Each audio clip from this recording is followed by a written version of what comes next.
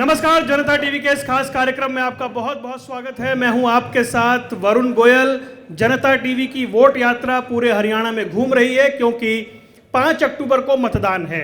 हम जिला दर जिला पहुंच रहे हैं, वहां के हालात जान रहे हैं, नेताओं से बात कर रहे हैं, जनता से बात कर रहे हैं। और इस बीच हम एक ऐसे जिले में आ पहुंचे हैं जिसका हरियाणा की सियासत में बड़ा कद है, या फिर ये कहें कि हरियाणा की सियासत में इस जिले का जिक्र ना हो तो फिर सियासत पूरी नहीं होती है।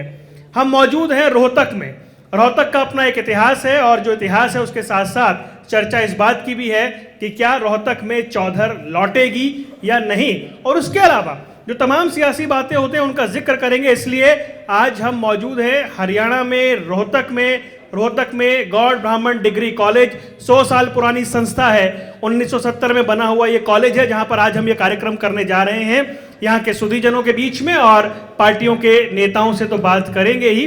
रोहतक की 4 सीटें हैं, रोहतक जिले में 4 सीटें आती हैं। रोहतक, गढ़ी सापला, खिलोई, कलानौर, और ये जो सीटें हैं ये बताती हैं कि किस तरीके से यहाँ पर कांग्रेस को मजबूती मिलती है। 3 सीटें कांग्रेस के पास हैं, 1 सीट महम की वो निर्दलीय के पास है, यानी बीजेपी के पास यहाँ फिलहाल पाने के लिए कुछ नहीं था 2019 में। 2024 के लोकसभा चुनाव में यहाँ से कांग्रेस ने बड़ी जीत हासिल की, और जो पिछला रिकॉर्ड था वो उसे, मतलब एक बात मान लीजिए, जो पिछला रिकॉर्ड खराब हुआ था उसे कवर करने की कोशिश की है। अब विधानसभा चुनाव है, क्या कुछ बदलेगा, क्या कुछ मूड है, उसे जानेंगे। एक बार जोरदार तालियां बजाइए आप अपने लिए भी। और हमारे बीच जो मेहमान मौजूद हैं, अशोक खुराना जी हैं, भारतीय जनता पार्टी का पक्ष रखेंगे।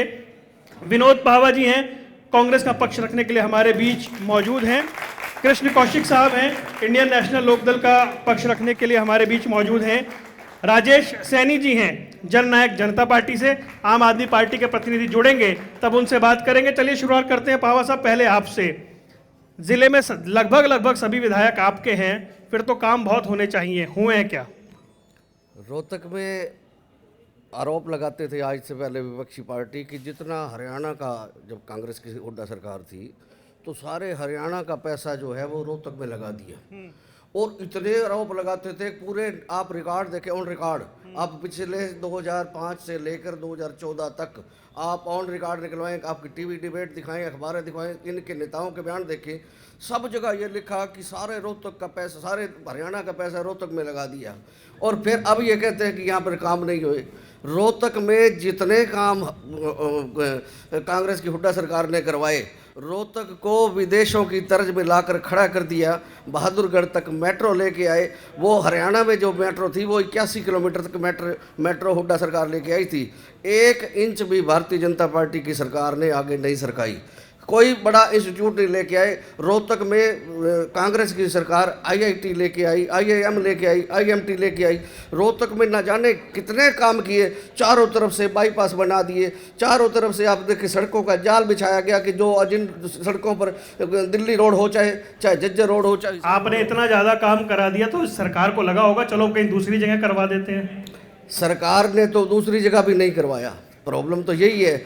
आज जो लोग, अगर इतने सरकार ने काम कराए होते तो सरकार को ऐन चुनाव से पहले 6 महीने पहले मुख्यमंत्री बदलने की जरूरत ना पड़ती। जिस मुख्यमंत्री को, जिसको आपने भी बदला था पंजाब में, कैप्टन हटा के चन्नी लाए थे आप। वहाँ की परिस्थितियाँ अलग है, यहाँ की परिस्थितियाँ क्या मनोहर लाल जी हाशिए पे चले गए। मनोहर लाल जी की जो एंटी इनकम्बेंसी थी, उस 10 साल की एंटी इनकम्बेंसी को कवर करने के लिए एक नया मुख्यमंत्री, एक नया चेहरा लेके आए, जिसने मात्र घोषणाएं करी है, जिसे मैं तो लोग ये कहने लगे तो घोषणा मंत्री है, मुख्यमंत्री नहीं है। और आज जिस तरह से काम लोगों की, हरियाणा की जनता, रोहतक की जनता जिस तरह से त्राहिमाम कर रही है, फिर से याद कर रही है कि वो 2005 से लेकर 2014 का वो हुड्डा सरकार का जो वो समय था उसे याद कर रही है कि आज लोग ये कह रहे हैं कोई लौटा दे मेरे बीते हुए पल।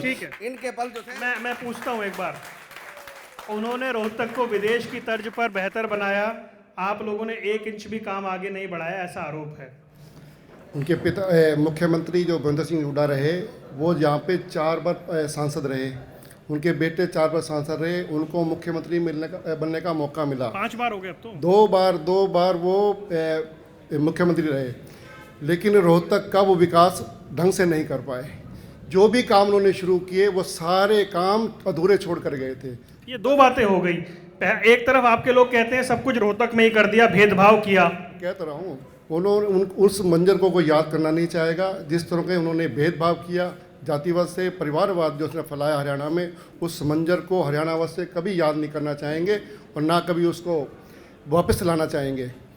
मुख्यमंत्री जो योजनाएं शुरू की थी, यहाँ पे जो भी काम किए, सारे काम अधूरे छोड़ कर गए थे। उन सारी लटकी बटकी योजनाओं को हमने पूरा किया और हमारी यूएसपी क्या है, हमने जो काम शुरू किए, जिनका शिलान्यास किया, उनका लोकार्पण भी हमने ही किया। ये हमारी जब 2019 का विधानसभा चुनाव था तब आपके पास यहाँ से एक सांसद था। जब 2024 का चुनाव है तो आपके पास सांसद भी नहीं है, इस जिले से कोई विधायक भी नहीं है। मामला खराब है क्या?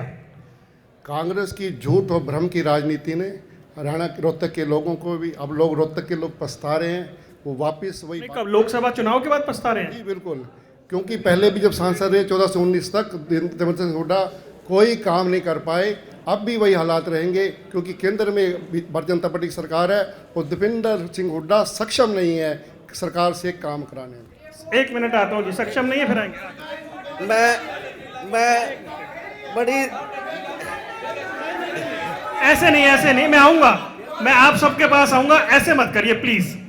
आप देखें कितनी हास्यास्पद बात कर रहे हैं मेरे भाई भारतीय जनता पार्टी के प्रतिनिधि, कितनी हास्यप्रद बात कर रहे हैं। इनके बड़े बड़े नेता जो आज मंत्री बन गए, जो लोग मुख्यमंत्री बन गए, जो लोग यहाँ पर एमएलए बन गए, उनका रिकॉर्ड मैंने कहा कि उनका बयान देके उठा के देखे। उन्होंने तो कहा कि सारा पैसा रोहतक लगा दिया। मेरे भाई कह रहे हैं कि रोहतक में काम नहीं किया। या तो वो झूठ बोलते थे या आप झूठ बोलते हो। एक तो झूठ बोल रहा है, दोनों सच्चे तो हो नहीं सकते। और आपने रोहतक में जिस तरह से ये इंस्टीट्यूशन लेके आए, जितने मैंने इंस्टीट्यूशन के नाम बताए, आप एक उपलब्धि बताया कि आपने रोहतक के लिए क्या किया। एक इतनी देर आपने बोल लिया, कोई बड़ा इंस्टीट्यूट लेके आए, कोई आपने नई रेल चला दी, कोई आपने क्या कर दिया, कोई लोगों को बेरोजगार लोगों के लिए काम कर दिया। बता रहे हैं कोई हाईवे जाता है यहाँ से जितने भी हाईवे जितने लोग हैं वो सारे के सारे एक सुबह मंडी बना, वो भी केंद्र सरकार ने बना, नेशनल हाईवे अथॉरिटी के अंडर है। इन्होंने कुछ भी नहीं किया, यहाँ पर तिला नहीं तोड़ा पिछले 10 सालों में। सिर्फ और केंद्र में बना तो उन्होंने ही बनाया ना। सिर्फ और सिर्फ जात और धर्म की राजनीति करी, सिर्फ और सिर्फ नफरत की राजनीति करी, लोगों को भाई भाई को लड़वाया। इन्होंने भाई को भाई से लड़वाया, जाट को नॉन जाट से लड़वाया, इन्होंने हिंदू को मुसलमान से लड़वाया। आज लोग आपको छोड़ छोड़ के क्यों जा रहे हैं? इसीलिए जा रहे हैं कि आपकी झूठ और नफरत की राजनीति से लोग यहाँ तक। ठीक है, कौशिक साहब ये बताएं, रोहतक में काम हुआ या नहीं हुआ? ज्यादा हुआ, कम हुआ? रोहतक में ना बीजेपी ने काम करवाया, ना कांग्रेस ने काम कराया। रोहतक में विकास हुआ था। माननीय चौधरी देवीलाल, माननीय चौधरी ओम प्रकाश चौटाला के नेतृत्व में सरकार थी। तब मैं गोयल जी आपको बता दूं, जितने भी लिंक रोड हैं रोहतक जिले के शहर से, जो लिंक रोड जोड़े गए हैं, वो टोटल के टोटल रोड इंडियन नेशनल लोकदल की सरकार में जोड़े गए थे। रिकॉर्ड की बात है यहाँ माइनस। अच्छा, तो ये जो आरोप लगता है कि हुड्डा साहब ने सब कुछ रोहतक में लगा दिया, ये गलत आरोप है? आरोप की तो बात मैं नहीं कहूँगा गलत से, ही तो बीजेपी वाले और कांग्रेस वाले जाने। लेकिन जहाँ विकास की बात है, विकास की जहाँ तक बात है, वो सिर्फ इंडियन नेशनल लोकदल की सरकार में हुई और आगे बसपा की इन लोगों की सरकार बनेगी। रोहतक को 4 चांद लगा देंगे, ये मैं आपको वायदा करता हूं। ठीक है, मैं आता हूँ। सैनी साहब, बहुत सारे मंत्रालय रहे आपके पास, वो कह रहे हैं 10 साल में रोहतक में कुछ काम नहीं हुआ। रोहतक में काम काफ़ी हुए। जो लिंक रोड थे जितने भी, वो सब के सब बने हैं। अगर ये कहते हैं तो गलत है, क्योंकि जो आदमी रोडों पे जाता है तो उसे पता चलता है कि लिंक रोड कितने अच्छी तरह से बने। ये कहना बिल्कुल गलत है कि रोहतक में काम नहीं हुए। रोहतक ने विकास भी किया, सारे काम किए, लेकिन सारी सरकारों ने काम किए नहीं, सारी सरकारों ने काम करती रही। सरकार का काम इंफ्रास्ट्रक्चर होता है, इसमें कोई बड़ी उपलब्धि नहीं होती, इंफ्रास्ट्रक्चर होता है। लोगों की मेन समस्या रोड ये चीज़ नहीं होती। मेन समस्या होती है कि युवाओं को रोजगार दिया जाए।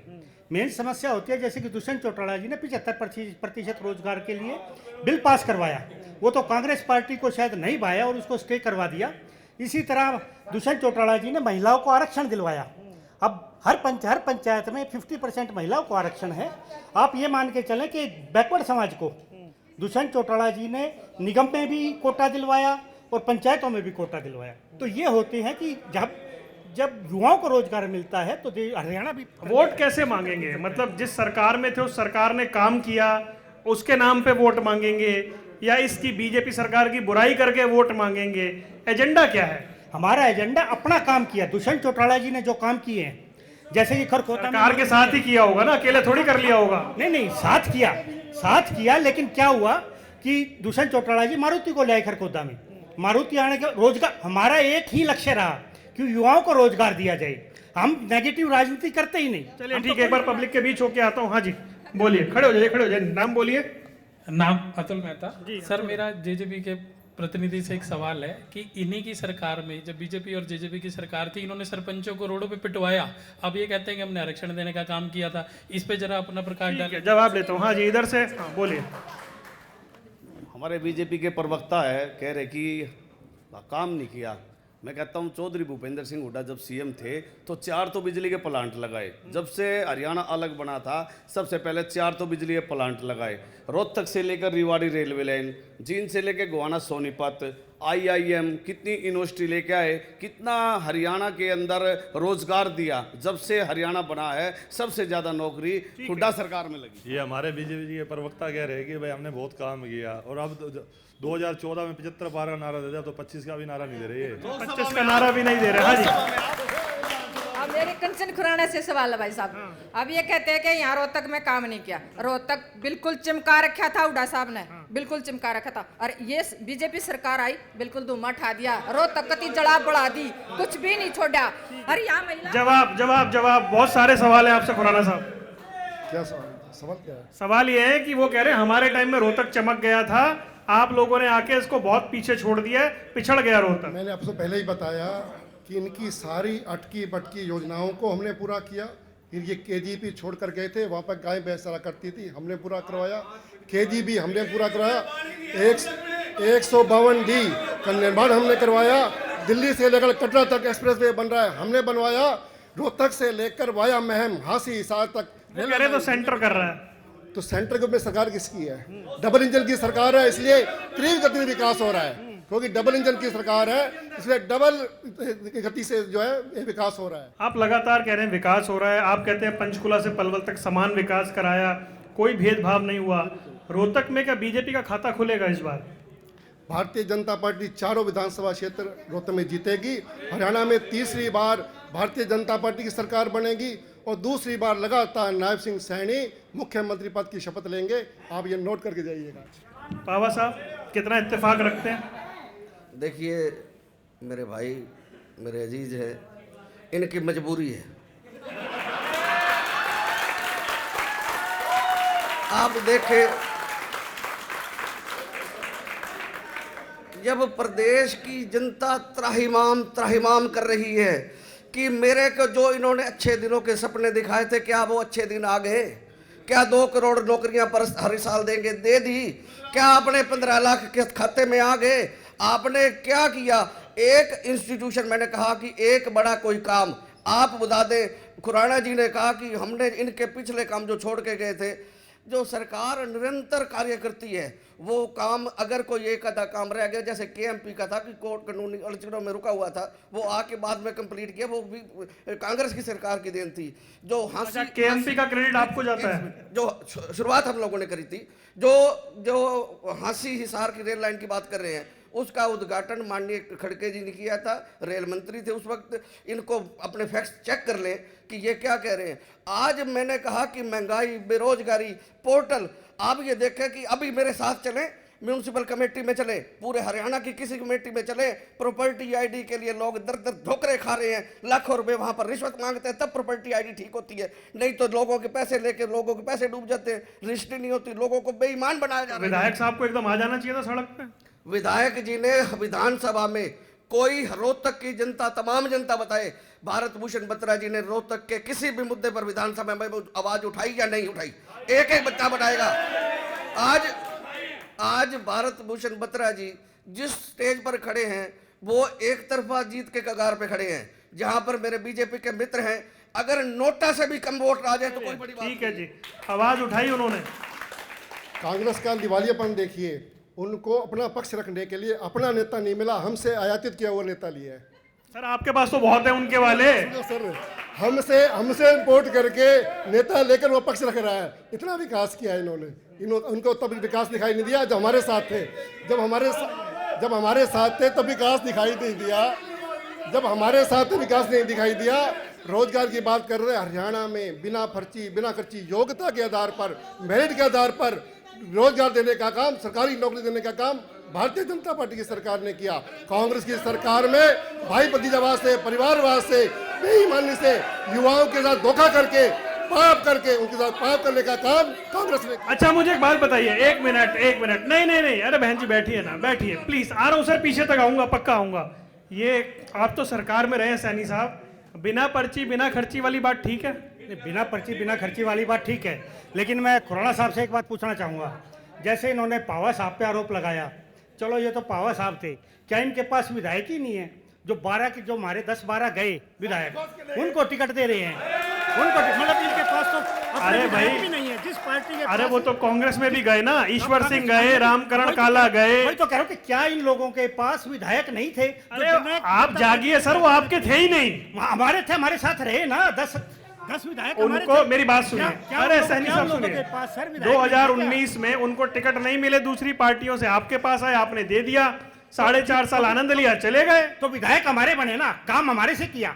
उन विधायकों ने जो काम किया दुष्यंत चौटाला जी के साथ रहते हुए किया, और उन्होंने इतना काम। वो चले गए, इसमें कमी किसकी है? सर सुन तो ले, वे चले गए समझबाग दिखा के। भारतीय जनता पार्टी ने दुष्यंत चौटाला की पीठ में छुरा मारा। वो इसलिए छुरा मारा कि भारतीय जनता पार्टी ये चाह रही थी कि रीजनल पार्टियां खत्म हो जाएं, लेकिन रीजनल पार्टी खत्म नहीं होती। जो आदमी जनता से जुड़ा होता है वो कभी खत्म नहीं होता। एक मिनट भाई साहब, किसने किसको छुरा मारा एक बार बताइए। गोयल साहब, दगा किसी का सगा नहीं होता। सैनी साहब शायद भूल गए, पिछली बार दीवार भी बोल रही थी कि इंडियन नेशनल लोकदल की सरकार आएगी, इन्होंने बगावत की और वो आज उनके साथ हो रहा है। ये तो जैसे को तैसा मिलता है। जैसे इन्होंने इंडियन नेशनल लोकदल पार्टी के साथ दगा करके आए हुए राज को ठोकर मारी, आज भुगत रहे हैं। जैसी करनी वैसी बढ़नी, ये तो जैसी करनी वैसी बनी। भाई साहब आपका हो गया? नहीं हो गया ना, माने प्लीज, आऊंगा फिर आऊंगा। हाँ जी, पीछे से बोलिए भाई साहब, नाम बोलिए। समेश मलिक एडवोकेट, मैं जेजेपी के अपने जो यहाँ के विधायक हैं या जो मेंबर हैं, प्रवक्ता हैं, मैं इनसे ये पूछना चाहूँगा कि जो दुष्यंत चौटाला के युवा नेता आए थे और हम युवाओं को एक उत्साह था कि हम ये कुछ करके दिखाएंगे, और देवीलाल को भी ऐसे ही उनको उपाधि मिली हुई थी उस परिवार से, वो इन लोगों के छुरा घोप के वो जाके बीजेपी की गोद में बैठ गए, और उसने ऐसे तहसीलों में काम किया कि एक नंबरदार का लड़का नंबरदार ही बनता है, वो एक पॉलिटिशियन का लड़का पॉलिटिशियन ही बनता है, एक इंजीनियर का लड़का इंजीनियर ही बनता है। वो एक लाइन चलती है फादर की, एक जायदाद है। अब नंबरदार को उसने फ्रीज कर दिया। सबसे पहले ये एक ऐसा इशू है, किसी को नहीं पता कि नंबरदार का लड़का, नंबरदार जेठ पुत्र, जो बड़ा पुत्र होता है, उसकी उपाधि होती है। अब भाई वो उस जो जमींदार से, जो जमीन से जुड़े किसान नेता हुए थे देवीलाल मारे, अभी दुष्यंत को मानना था ये मंडियों में आके खड़े अनाज बिकवाते हैं, ये करते हैं। और इस जो हमारी जो किसान से जमीन सवाल छोटा करिए ना, जमीन से जुड़े हुए नेता, हम जमीन से जुड़े हुए आदमी, हम किसान हैं। किसान उसी एक अन्नदाता से हम हर रोटी खाते हैं थाली में खा के। तो मेरा कहने का मीनिंग ये है कि जी इन्होंने ऐसा किसान को रगड़ के लिया है कि इसने बीजेपी की गोद में एक सरमाएदार पार्टी के साथ। ठीक है, हाँ जी, हाँ जी, हाँ जी, हाँ जी, आ रहा हूँ, बोलिए, नाम बोलिए। मैं पंकज कपूर जी। ये कहते हैं कौन ये, मतलब कौन? भारतीय जनता पार्टी वाले और कौशिक साहब। मैं तीनों को जवाब देता हूँ, एक को जवाब नहीं दूंगा। मैं तीनों का ये जवाब है कि जिस समय हम लोग चाहे विकास भवन जाते थे या किसी भी कोई भी कार्यालय में जाते थे, तो वो कार्यालय बिल्कुल टूटा होता, ऐसे लगता था जैसे वो छत गिर ना जाए।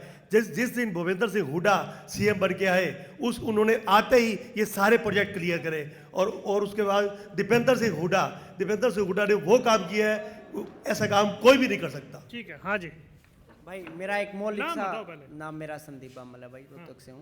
मेरा मौलिक सा छोटा सा सवाल है बीजेपी प्रवक्ता से कि 300 करोड़ के लगभग पैसा आया था अमृत योजना का। मौलिक सा, हर गरीब से अमीर को, सब तबके को जरूरत है, आज भी वो खा गए और उसका पैसा कहाँ गया पता नहीं, अमृत योजना का। और आज भी खराब पानी आता है, चैलेंज के साथ है, नहीं आता तो पूछ लेना। ठीक है, एक मिनट, हाँ जी, जवाब।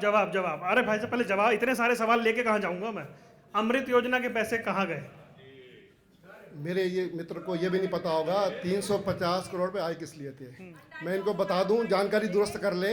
350 करोड़ पे नगर निगम के जो नए गांव जुड़े थे और जो स्लम एरिया था उनके डेवलपमेंट के लिए थे, उनके सीवर पानी की व्यवस्था के लिए थे। और सभी गाँवों में जो स्लम एरिया में वो सीवरेज और पानी का काम हुआ है, वो शहर के लिए पैसा नहीं था। जहाँ तक गंदे पानी की बात है, एक मिनट भाई प्लीज।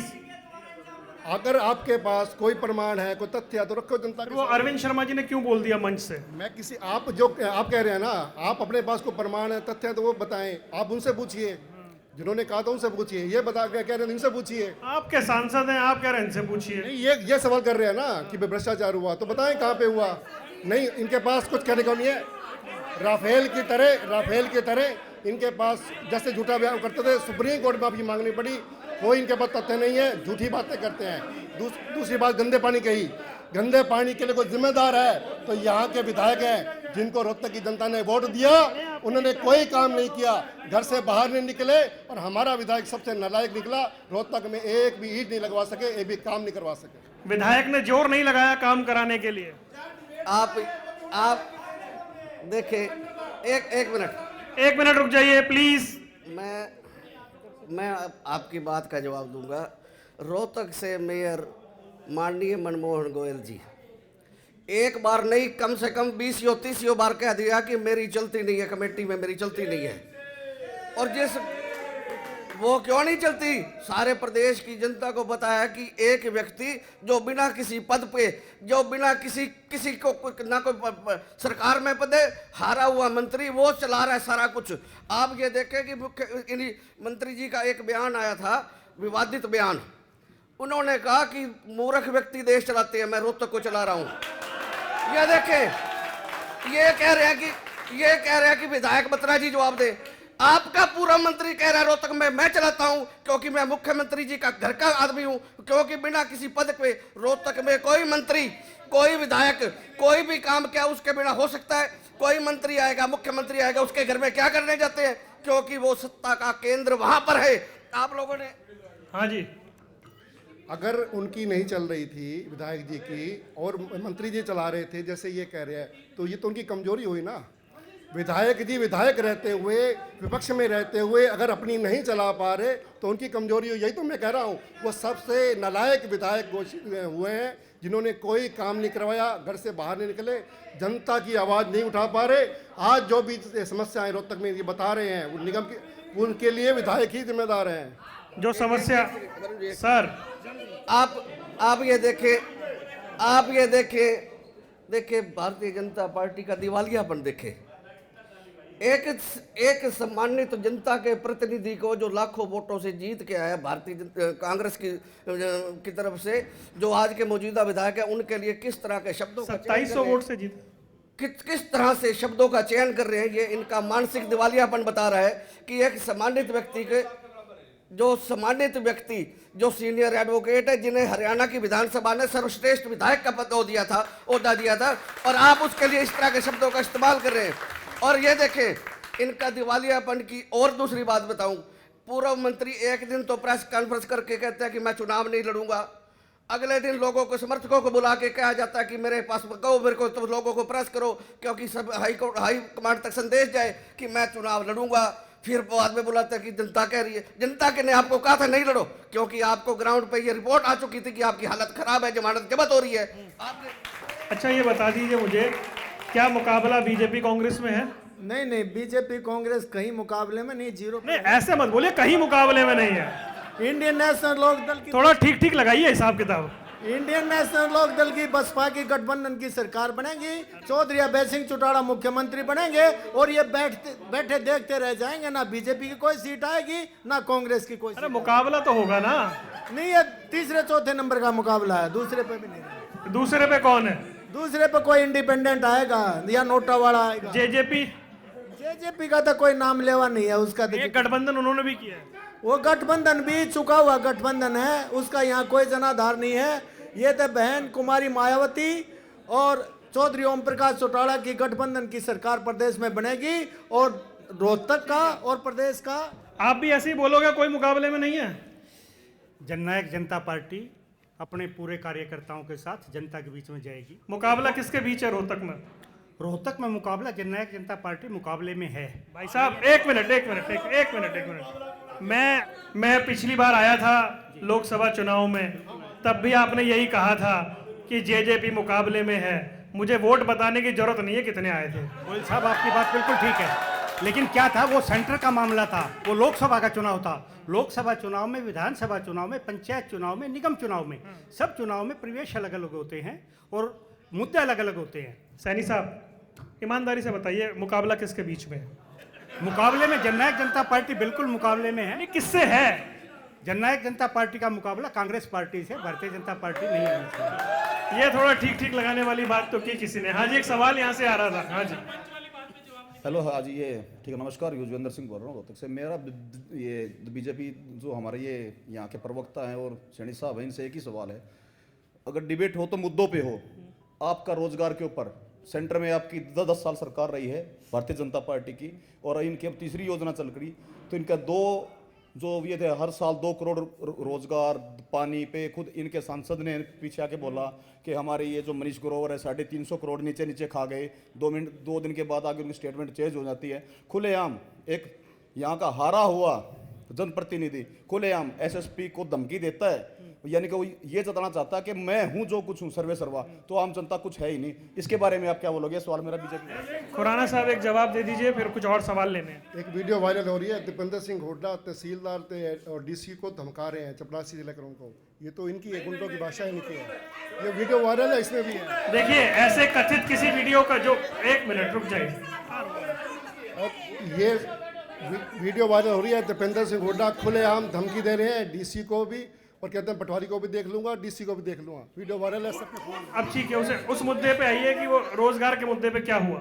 हरियाणा में मैंने पहले भी बताया 1,47,000 नौकरियां, सरकारी नौकरियां मेरिट के आधार पर, योग्यता के आधार पर युवाओं को दी गई। कांग्रेस की सरकार में 10 साल बिना पर्ची बिना खर्ची, बड़ा दाव बीजेपी कहती है। गांव में जाके पूछिए किस गांव में कितने बालक लगे। देखिए खुराना जी की मजबूरी है, मैं समझता हूँ, पूरा प्रदेश समझता है। आप क्या कहें?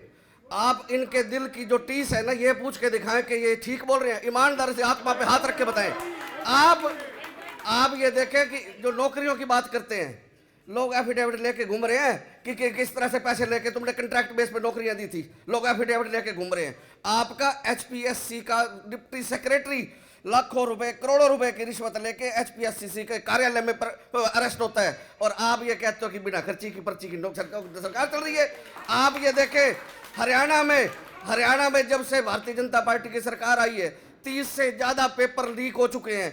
एक पेपर खुराना जी बता दे कि ये पेपर लीक नहीं हुआ, ये भर्ती हाईकोर्ट में चैलेंज नहीं हुई, मैं डिबेट छोड़ के चला जाऊंगा। आप किस तरह से नैतिकता की बात करते हैं? आपने युवाओं को ठगा है, आपने प्रदेश की जनता को ठगा है, आपने जात पात और हिंदू मुसलमान के नाम पर, जाट और नॉन जाट के नाम पर लोगों की भावनाओं का हनन किया है लोगों ने। और आप इस तरह, क्योंकि विकास की तो बात करनी, अब आधे घंटे से ज्यादा होगी आपकी डिबेट। एक भी खुराना जी काम बताया कि भारतीय जनता पार्टी की सरकार ने सीधा काम बताइए, सीधा सब छोड़िए, काम पे बताए थे वैसे उन्होंने। सुनिए पावा साहब एक बार फिर। रोहतक के चारों तरफ मैंने बताया था एक्सप्रेस वे बने हैं, वो हमारी सरकार में बने हैं। इनकी लटकी बटकी झटकी को नायोगी हमने पूरी करी है। एक मिनट ऐसे नहीं प्लीज, ऐसे मत करिए भाई। रोहतक में 143 पार्क हैं, सारी पार्क रेनोवेट की गई हैं, सब में झूले हैं बच्चों के लिए, सब में झूले लगे हुए हैं, सब में ओपन जिम की व्यवस्था है। आप रोहतक में लोग मल मूत्र करने के लिए इधर घूमते थे, लेकिन भारतीय जनता पार्टी सरकार ने इन 10 सालों में 92 शौचालय बनाकर लोगों को समर्पित किए हैं, लोकार्पित किए हैं।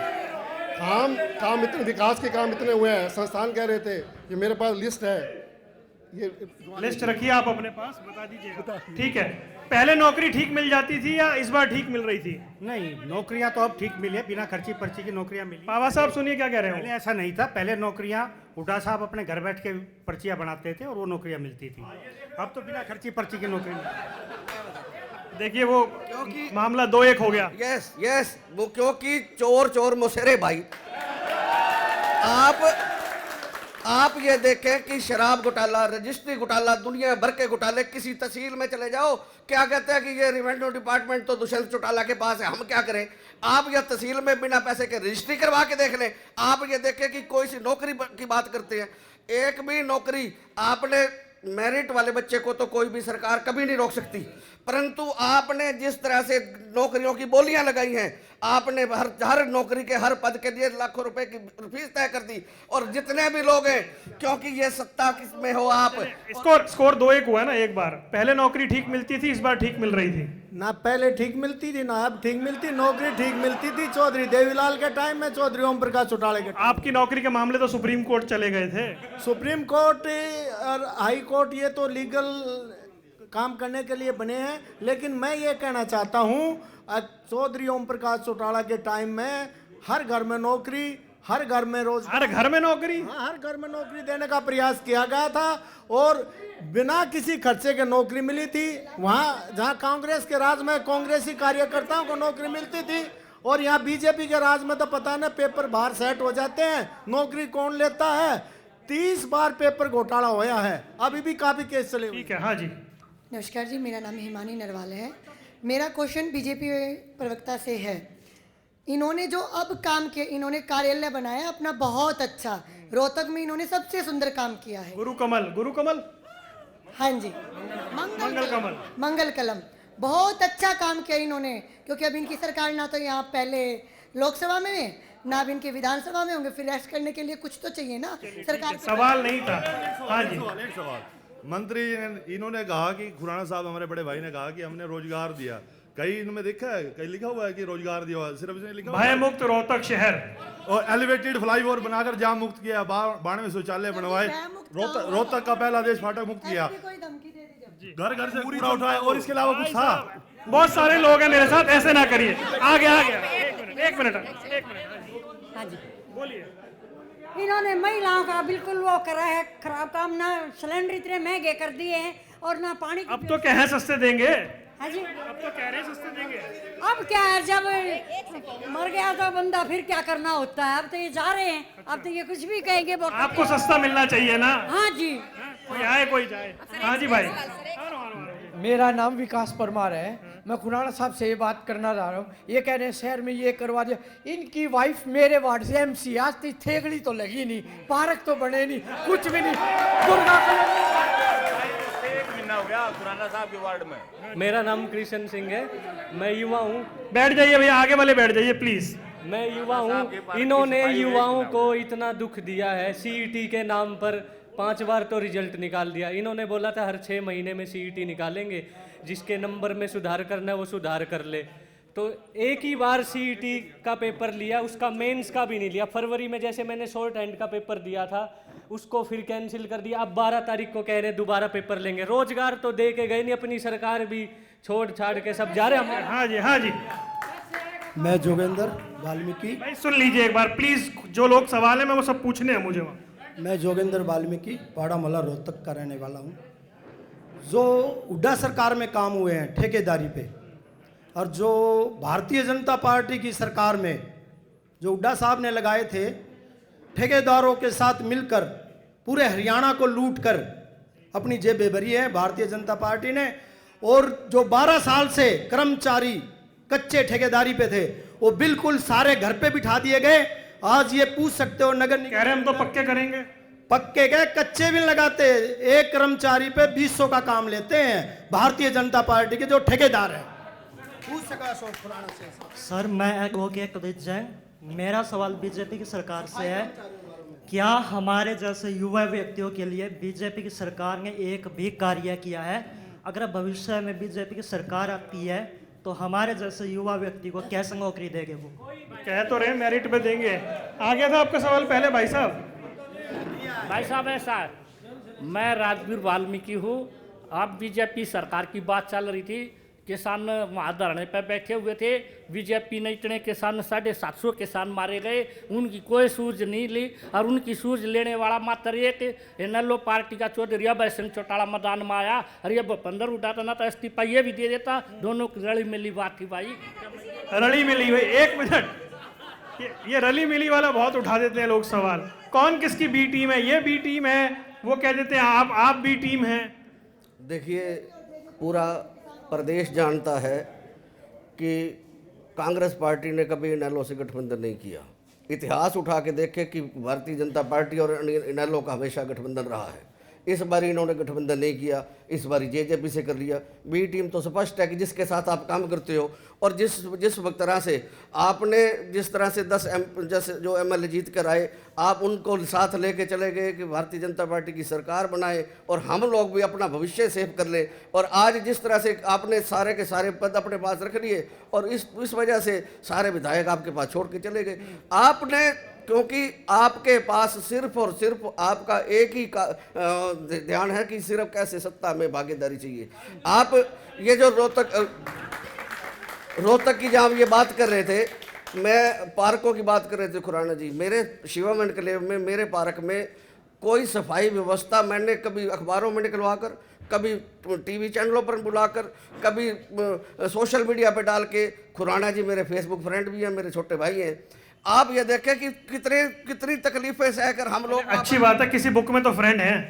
किसी भाई ये सफाई वाला मैटर सब उठा रहे हैं, पावा साहब भी उठा रहे हैं। भारतीय जनता पार्टी की सरकार बनने के बाद स्वच्छता रैंकिंग में रोहतक पूरे हिंदुस्तान में 35 नंबर पर, हरियाणा में दूसरे नंबर पर आया था और हमारी महर्षि दयानंद यूनिवर्सिटी पहले स्थान पर थी।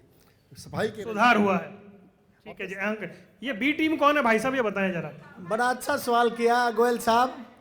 भाई भूपेंद्र हुड्डा जी के साथ तो मोदी जी ने ऐसा कर रखा, जिस दिन माड़ा सा पाठ आओ उस दिन ईडी ने भेज दे बाने, अगर रात में फिर हाथ जोड़ने चला जा। 3-4 दिन पहले भी फोटो आ रहा था हुड्डा साहब का मोदी जी के साथ। ये बी टीम, हुड्डा साहब बीजेपी की बी टीम है। इंडियन नेशनल लोकदल बसपा सरकार बनाएगी। जिस दिन हुड्डा का ब्योंत ये हो गया सरकार बना रहा है, उसी दिन ठाके जेल में डाल देंगे। दर्जनों मुकदमे चले हुए हैं, दर्जनों मुकदमे। और ये बीजेपी ने कान पकड़ रखा हुड्डा साहब का, बैठ जा, खड़ा हो जा, खड़ा हो जा। ठीक है, बी टीम कौन है भाई, आप हैं क्या बी टीम? जननायक जनता पार्टी अब की बार, पिछली बार 10 सीटें आई थी, लेकिन अब की बार स्थिति अलग है। अब वो सबको पता है स्थिति अलग है, आप उसकी चिंता ना करें। जब चुनाव होगा, जब जनता अपना मत देगी, आपके मत से तो शायद नहीं भाई साहब, मेरे मत से होना भी नहीं चाहिए। हरियाणा का भविष्य का फैसला नहीं होगा, ये फैसला तो जनता जनार्दन करेगी। बी टीम कौन है? बी टीम तो ये लेके चलो कि कहीं ना कहीं भूपेंद्र हुड्डा जी के लिए भाई ने कृष्ण ने सही कहा कि जब भी थोड़ा सा बोलते हैं, यार समझ बन गई आपकी उनके साथ, थोड़ा सा बोलते हैं ईडी आ जाती है और वो चुप हो जाते हैं। और ये भी देखना कि जब रिजल्ट आ जाएंगे तो क्या क्या खेले होंगे, राजनीति है। अभी बहुत खेले होने, आ रहा हूँ सर, आ रहा हूँ, खेले होने हैं क्या? बी टीम मीठा मीठा गप गप, कड़वा कड़वा थू थू। जेजेपी के प्रवक्ता क्या कह रहे हैं, आज तक तो आप कोस के पानी पी पी के इनको गलियां बक रहे हो इन लोगों को, आज ये कह रहे हो कि ये ठीक कह रहे हैं। आपका करैक्टर पूरा प्रदेश देख रहा है, सबको पता है। और ये दोनों पार्टियां वोट कटवा पार्टी है, इनकी किसी एक कैंडिडेट की जमानत नहीं बचनी। हरियाणा में ये देखना, आज गठबंधन किया उन्होंने, 2/3 बहुमत से ज्यादा कांग्रेस पार्टी सरकार बनाने जा रही है। प्रदेश का बच्चा इस बात को देख रहा है कि कब ये 5 तारीख का दिन आएगा और हाथ का निशान। मुख्यमंत्री कौन बनेगा? मुख्यमंत्री का फैसला विधायक करेंगे, हाई कमांड करेगा। हम लोगों की भावना है कि भूपेंद्र सिंह हुड्डा जी के प्रति भावना है। हाँ जी, भूपेंद्र सिंह हुड्डा मुख्यमंत्री। इतिहास गवा रहा है, हरियाणा की जनता राजनीतिक रूप से जागरूक है। जिसकी केंद्र में सरकार बनती है उसी की हरियाणा में सरकार बनती है। लेकिन तीसरी बार लगातार नहीं बनती, ये भी एक रिकॉर्ड है। हाँ, मैं बताता हूँ। लगातार केंद्र में तीसरी बार बीजेपी सरकार बनी है, तो हरियाणा में भी लगातार तीसरी बार हैट्रिक बनेगी और भारतीय जनता पार्टी की सरकार बनेगी। अभी मेरे को ये कह रहे हैं मजबूरी है, मेरी कोई मजबूरी नहीं है। जो नया नया मुसलमान बनता है ना, वो 6 बार नमाज अदा करता है। नए नए कांग्रेसी बने हैं, इसलिए चापलूसी करने के लिए आगे बढ़कर काम कर रहे हैं। क्यों बन गए वो नए नए? अब लालच होगा, कोई सवाल आप संभाल नहीं पाए क्या? मैं जवाब देता हूँ। आप ये देखें, क्योंकि पहली बात तो विनोद पावा विषय नहीं है, बात कांग्रेस और बीजेपी विषय है। परंतु आप ये देखें कि सत्ताधारी दल को छोड़कर एंड लोकसभा चुनाव से पहले दूसरी पार्टी विपक्ष में जाना, किसी के लिए उसके लिए इतना बड़ा कलेजा चाहिए? आप सोच के दिखाओ। आप तो सत्ता से जब चले जाओगे तब पार्टी चलिए ठीक है, एक और सवाल है, बड़ा जरूरी सवाल है, उसके बाद आपके पास आऊंगा, जिसका हम विचार से जुड़े हुए लोग हैं। ये कुछ राजनीति की भटकती हुई आत्माएं हैं जो मोक्ष की तलाश में इस दल में कभी उस दल में भटकती रहती हैं। भाई जो रह गए हो सिर्फ वही हाथ उठाना, जिन्होंने सवाल पूछ लिया प्लीज वो हाथ मत उठाना, ठीक है? मुझे मेरा एक सवाल है। कांग्रेस के बैठे हैं, आप सवाल पूछिए इनकी वजह। नहीं, मेरा एक सवाल है। वो सवाल ये है कि भाई 3,000 रुपये पेंशन है, हुड्डा साहब ने शायद 6,000 कह दी, 7,500 रुपये चले गए आप। 7,500 रुपये बूढ़े को, 7,500 बुढ़िया को, 15,000 रुपये कट दे से घर में आओगे, मौज हो जाएगी। इसके अलावा एक और बताता हूँ मैं गोयल साहब, 1,000 रुपये हर महिला को, गैस का सिलेंडर फ्री, बिजली फ्री, पानी फ्री, 21,000 गाना फ्री ना कर दिया, 21,000 रुपये बेरोजगारी भत्ता। और जो भी अनुसूचित जाति के व्यक्ति हैं 100 गज के प्लाट फ्री, मकान फ्री। एक बार अब सब फ्री। अब ऐसी चौटाला को मुख्यमंत्री बनाओ, बल्ले बल्ले। भाई साहब बहुत कुछ दे रहे हैं। तो देखिए, जहाँ तक देखिए मैंने कहा कि 1 मिनट रुकिए भाई साहब प्लीज। भारतीय जनता पार्टी का बौद्धिक स्तर, जो इनके प्रवक्ताओं का बौद्धिक स्तर देखे कि किस तरह से जब बात का जवाब नहीं होता तो निजी हमला करना कि आप किस तरह से आए हो। आप लोगों को क्योंकि बात का जवाब तो दे नहीं पा रहे, आप तो निजी बात। अरे आपने जितने भी लोग हैं, 6 जो MP हैं कांग्रेस के पृष्ठभूमि से आपके आए, उनको टिकटें क्यों दी आपने? अगर इतना नैतिक बल है आपके तो क्यों टिकटें दी? आज किरण चौधरी छोड़कर गई, आपने राज्यसभा में भेज दी। क्या रामविलास शर्मा जी, अनिल विज जी या इन जैसे कोई और सीनियर व्यक्ति नहीं था? आपने तो कार्यकर्ताओं की छाती पर मूंग डाला, और कार्यकर्ता आपको इस चुनाव में उसका नतीजा बताएंगे कि किस तरह से कार्यकर्ताओं की अनदेखी करते हो आप। ये अब मेरे सवाल पे आइए ना। वो कह रहे हैं 21,000 रुपये प्लाट, 7,500 रुपये। देखिए ये दोनों पार्टियों के लिए मैं इतना कहूँगा, ये तो कह देंगे कि लाल किला भी आपके नाम कर दूंगा। इनका क्या, इनके पास जब इनको पता है कि हमारी अपनी पार्टी की जो वो विश्वसनीयता बचाने के लिए, अपनी पार्टी का सिंबल बचाने के लिए, क्योंकि पार्टी खतरे में है 5% से कम। नहीं पावा साहब, देखिए बड़े बड़े वादे आपने भी किए हैं। अब बीजेपी हिमाचल गिनवा रही है कि देखिए वहाँ ना 1,500 मिल रहा है, ना वहाँ पे वो 300 यूनिट बिजली फ्री मिल रही है, वहाँ पे जो OPS था उसमें भी एरियर अभी बोला कि बाद में देखेंगे। तो वादे तो आपने वहाँ भी कर दिए हैं, तो कैसे चलेगा यहाँ? कांग्रेस पार्टी, अगर हमने OPS का विषय उठाया तो आपने NPS किस लिए लेके आ गए? आप इसलिए लेके आ गए क्योंकि आप हमने सिलेंडर जो क्या 500 रुपये के देंगे आप घोषणा कर रहे हो। जितनी घोषणाएं हम करते हैं आप हमारे पीछे पीछे आ जाते हो कि वो घोषणा करते हैं। आपका करैक्टर क्या है? आपको सिर्फ और सत्ता चाहिए, सिर्फ और सिर्फ किसी तरह से भी झूठे देकर। आप क्या देंगे भाई? वो तो सब 6,000 रुपये हमारे यहाँ मोदी की नायब जी गारंटी है, और गारंटी पूरी होने की गारंटी है। कांग्रेस जो वादे करते कभी पूरे नहीं करते। हमने 3,000 पेंशन शुरू की थी, हम इसको 6,000 तक लेकर जाएंगे। और कांग्रेस ने कर्नाटक में, हिमाचल में जिस तरह लोगों को धोखे में रखकर, झूठ में फैलाकर वादे किए, एक भी वादा पूरा नहीं किया। अभी बता रहे थे 1,500 महिलाओं को देने के लिए OPS का वादा था, बस में फ्री यात्रा का था, 500 रुपये सिलेंडर देने का। लेकिन हरियाणा की सरकार ने 500 रुपये में 50 लाख परिवारों को, हरियाणा के 50 लाख परिवारों को, 2 करोड़ लोगों को 500 रुपये में सिलेंडर मात देने का। आप क्या देने वाले हैं भाई? जननायक जनता पार्टी सबसे पहले तो युवाओं को रोजगार देगी।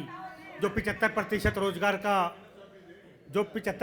रोजगार का पास हुआ बिल है सुप्रीम कोर्ट में, जिसकी लड़ाई चल रही है, उसको पहले पास कराएगी। वो 7,500 रुपये दे रहे हैं, आपको पता है? हमारी सिर्फ 10 मेन घोषणाएं थी। 5100 रुपये के लिए हमने बड़े प्रयास किए, और ख़ास तौर पे ये भी कह दिया था MP के चुनाव में कि हम कोई चुनाव नहीं लड़ेंगे, आप 5100 पेंशन कर दे, क्योंकि 3,000 की पेंशन भी हम ही लेके आए थे।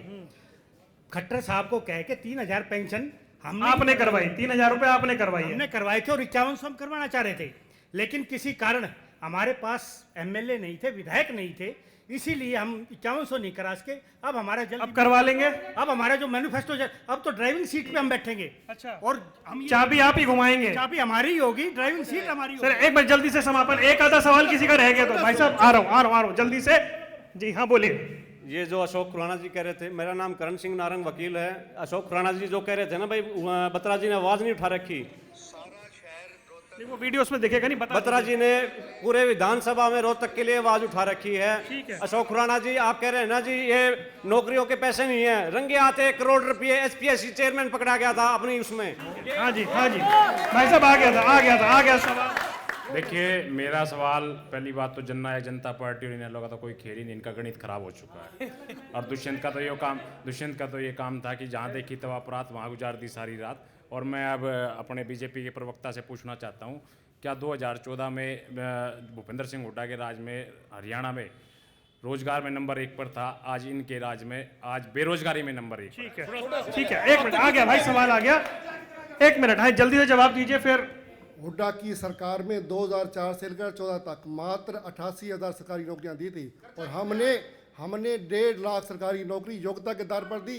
1,20,000 लोगों को HKRN के माध्यम से उनको जॉब सिक्योरिटी दी और हरियाणा में 6 लाख से ज़्यादा उद्योग लगे हैं, उनमें 28,80,000 लोगों को रोजगार देने का काम हरियाणा की भारतीय जनता पार्टी सरकार ने। 4 में से कितनी सीटें रोहतक की जिले की 4 में से कितनी सीटें? INLD 4 की 4 गठबंधन की सीट जीतेगी, बसपा INLD चारों सीट जीतेगी। आपने लोकसभा में भी बोला था ये। लोकसभा के जो चुनाव थे वो राष्ट्रीय मुद्दे थे, अब स्थानीय मुद्दे हैं। सभी जानते हैं 100 रुपये पेंशन किसने शुरू की? चौधरी देवीलाल ने शुरू की और एक मॉडल बना था पूरे देश में नहीं बल्कि विदेशों में भी बुढ़ापा पेंशन की जो शुरुआत थी चौधरी देवीलाल के कानून। 4 में से कितनी सीटें सर? रोहतक जिले में 4 की 4 सीटें बहुत बड़े मार्जिन से कांग्रेस पार्टी जीतने जा रही है।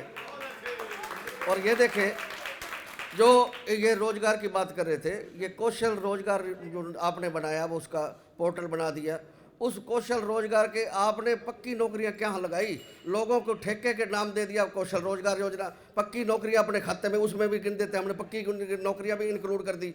2 लाख से ज़्यादा पक्की नौकरियों के पद आज हरियाणा में खाली हैं। हुड्डा जी ने ये कहा है कि जिस दिन से कांग्रेस की सरकार आएगी ये सारा बैकलॉग भरेंगे, 2 लाख लोगों को रोजगार देंगे, पक्का रोजगार देंगे। हिमाचल में 1 लाख सरकारी नौकरी देने का वादा इन्होंने किया था, 4 साल हो गया हिमाचल में। नहीं 4 नहीं हुए अभी, 3 हो गए होंगे। 1 भी नौकरी नहीं दे पाए, एक भी नौकरी नहीं दे पाए। हरियाणा की मैंने पहले भी बताया है, जो ये बता रहे कि HKRN, वो जो हुड्डा कांग्रेस सरकार ने जो ठेकेदारी व्यवस्था शुरू की थी उनको शोषण से बचाने के लिए उनको जॉब। 4 में से कितनी सीटें? चारों 1 आ जाएगी। चारों की चारों विधानसभा सीटें भारतीय जनता पार्टी 2 चारों की 4 सीटें भारतीय जनता पार्टी भारी बहुमत से जीत कर आएगी। जन जन की यही पुकार, भारतीय जनता पार्टी तीसरी बार। 4 में से कितनी सीटें? 4 की सीटों का फैसला जनता जनार्दन करती है सर, वो हमें मालूम है, जनता जनार्दन करती है। और मैं रोहतक की जनता से अपील करूंगा कि चारों की चारों सीटें जननायक जनता पार्टी की झोली में जरूर दें। चलिए, ये आपने सुना, हम थे आज रोहतक में, चुनावी यात्रा जारी है, कल किसी और जिले में आपसे होगी मुलाकात, लेकिन 5 तारीख को वोट डालना मत भूलिएगा। ये आपका अधिकार है, आपका हक है, आपका कर्तव्य है। वोट डालिएगा, सरकार चुनिएगा। ये चुनावी यात्रा जारी रहेगी। इस खास पेशकश में इतना ही, दीजिए इजाजत, नमस्कार।